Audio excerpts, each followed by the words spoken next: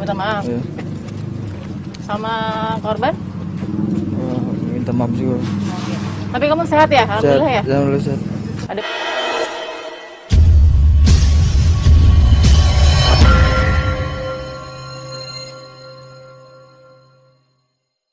yang saya bacakan tadi.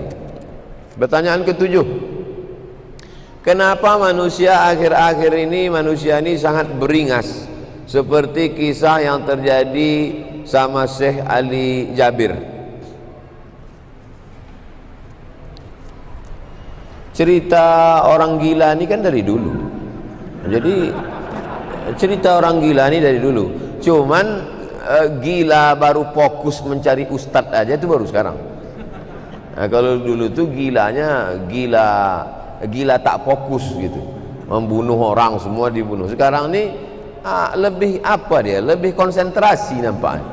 Yang dibunuhnya itu imam masjid, ustadz, imam masjid Al-Falah Pekanbaru ditikam sedang baca doa itu gila juga. Kemudian yang terakhir di Palembang yang membaca sholat subuh itu gila juga. Ya, tapi anehnya kalau dia menikam pejabat radikal, itu. Jadi memang zaman fitnah ini luar biasa. Kita jaga keluarga, kita jaga masyarakat, kita jaga jamaah. Insya Allah selamatkan kita. Karena kalau kita saling tolong menolong, maka insya Allah kalau kita kuat orang segan. Tapi kalau kita lemah, orang akan sepele meremeh-temehkan kita. Pertanyaan ke-8. Rasulullah SAW katakan umatku akan terpecah jadi 73 golongan. Yang satu selamat. Tolong Ustaz jelaskan kira-kira kelompok yang selamat itu yang mana Pak Ustaz? Yang selamat itu mana? Kita nih yang selamat nih. Kita nih yang selamat. Dalilnya Pak Ustaz? Iftaraqatil yahud ala ihda wa sab'ina firqah. Yahudi terpecah 71. Waftaraqatin nasara ala sintai wa sab'ina firqah. Nasrani terpecah 72. Waftaraqat ummati thalatha wa sab'ina firqah. Sedangkan umatku akan terpecah thalatha wa sab'in firqah, 73. 71, 72, 73 itu setelah dihitung ternyata bukan angka nominal. Karena setelah dihitung sekte-sekte dalam Yahudi lebih 71. Dan mazhab-mazhab sekte-sekte dalam Nasrani lebih 72. Jadi ternyata 71, 72, 73 itu bukan angka nominal, tapi menunjukkan Yahudi banyak, Nasrani banyak, umat Islam lebih banyak.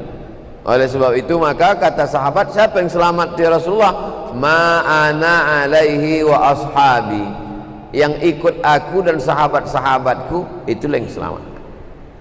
Nabi sholat berjamaah, kita ikut. Nabi berpuasa sunat, puasa wajib, kita ikut. Nabi melaksanakan bayar zakat, kita ikut. Nabi melaksanakan haji umrah, kita ikut. Nabi meninggalkan perbuatan yang mungkar, kita ikut. Asal ikut Nabi dan sahabat Nabi, tak membuat-buat ajaran, tak membuat-buat perkara takhayul bid'ah khurafat, maka kita termasuk golongan itu disebut dengan orang berpegang teguh dengan sunnah dan dia berjamaah, maka disebut dengan ahlus sunnah wal jamaah. Jangan memisahkan diri dari sunnah, jangan jauhkan diri dari sunnah, dan jangan jauhkan diri dari jamaah. Salat berjamaah sunnah, pakai pakaian putih sunnah, wa ta'awanu 'alal birri wat taqwa, saling tolong menolong sunnah, mengikuti ulama sunnah. Kemudian kita berjamaah, jangan sendirian. Beribadah sendiri di bawah pokok kayu, datang tuyul.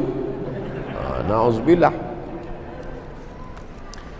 Apakah kita masuk surga itu berkelompok Pak Ustaz?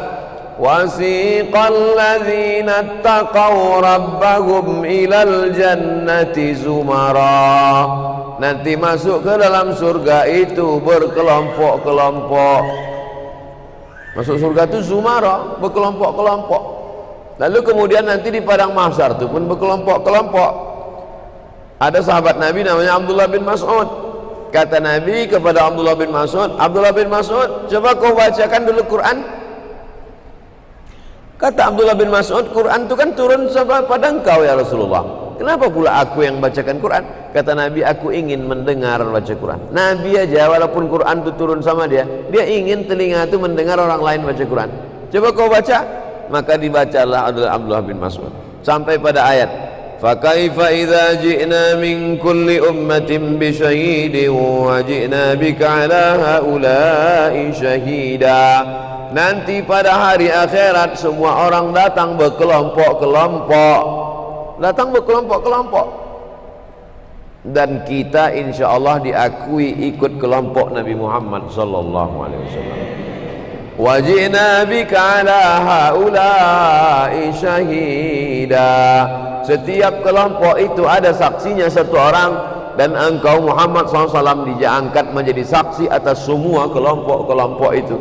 Itu maka kita lebih dulu masuk surga daripada umat Nabi Musa dan umat yang lain. Umat Nabi Musa, umat Nabi Ibrahim, umat Nabi Isa, umat Nabi Nuh. Walaupun kita yang terakhir, walaupun badan kita paling pendek, walaupun umur kita paling sedikit, walaupun amal kita paling sedikit, tapi kita lebih dulu karena kita adalah umat dari dia yang bersaksi di atas semua kelompok itu, yaitu Muhammad sallallahu alaihi wasallam. Faman raghiba an sunnati falaysa minni. Siapa yang tak mengikut sunnah-sunnahku, dia bukan kelompokku. Yang satu ini puasa terus tak pernah makan.